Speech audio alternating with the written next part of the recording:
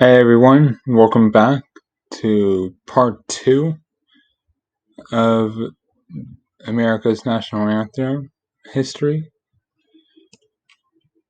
I'm Devil Hunter, as I'm sure you already know. If you enjoyed this video, like, comment, subscribe, ring that bell notification, and share. It's going to help grow the channel, please. Anyways, so like I said, this is part 2 of the last video we just did. Even though it mentions a small amount of stuff that was already previously mentioned in the other video, it does mention some stuff that wasn't mentioned. So just bear with me. Onto the video. The Star-Spangled Banner is the national anthem of the United States of America.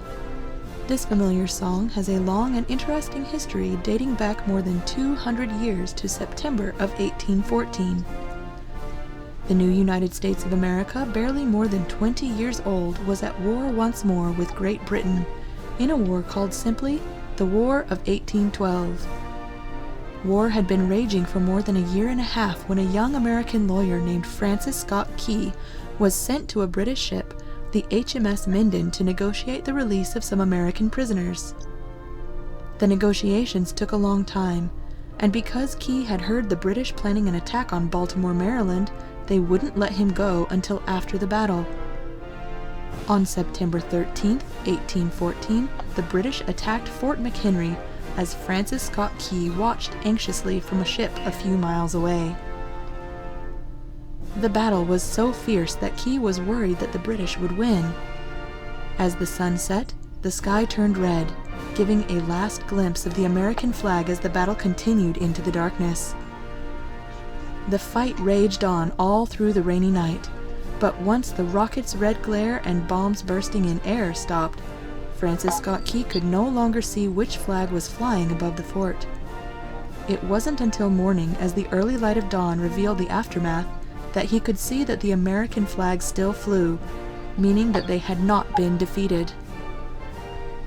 Key was so inspired that the next day he wrote a poem on the back of a letter he had in his pocket, and on September 16th, he was released in Baltimore, where he completed his poem.